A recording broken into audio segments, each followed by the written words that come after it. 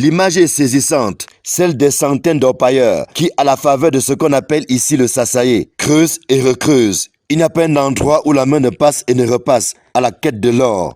Au même moment, d'autres familles ne cessent de verser des pluies de larmes du fait du décès dans les circonstances tragiques de plusieurs de leurs membres. Je pense que vous voyez mon état. Le cœur ne me laisse pas. Je n'ai pas la paix du cœur.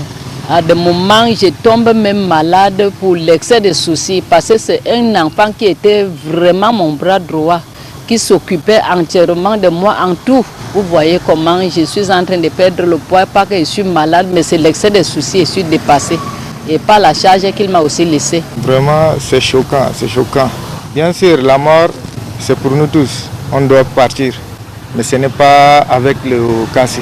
Le Kassi, c'est vraiment mauvais. Sa mère est morte, lui, son père aussi est mort, donc il a grandi seulement devant moi. Il a laissé une fille. Et c'est ici, au palais de justice de Batouri, que les suites des éboulements mortels de ces dernières années se jouent. Moi, je souhaite que la justice soit faite, la lumière soit faite sur ça. Et nous rendre la justice. Madame Nouk a libéré son chantier hors à la population de Kambele 3 qu'il aille travailler là. La justice doit faire son affaire.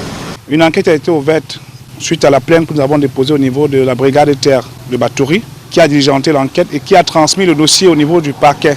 Mais sauf que cette procédure a retardé parce que Madame Wang Zoping, qui est la directrice de Mention Mining, refusait de se présenter, raison pour laquelle le dossier est passé par voie de citation directe à parquet. Pendant que nous parlons, je recevais des informations selon lesquelles, il y a quelques jours, il y a d'autres personnes qui sont décédées dans le même site. Bien que des mesures ont été prises pour suspendre leur activité, ça continue. Ce sont plusieurs familles qui ont ainsi décidé de saisir le juge afin que justice leur soit rendue. Elle reproche pour le cas d'espèce la violation par une entreprise chinoise des prescriptions liées au cahier de charges et notamment la non-fermeture des trous miniers après exploitation, lesquels deviennent des véritables mouroirs. Nous poursuivons la société Mention Mining et Mme Wang Zoping pour activités dangereuses, violation des clauses d'un cahier de charges. Parce que lorsque les entreprises minières font des excavations pour la recherche, ils sont tenus dans leur cahier de charges de refermer pour éviter des éboulements. Ils n'ont pas pris les précautions nécessaires à l'effet d'éviter des cas de mort. Un transport judiciaire a été demandé à ce tribunal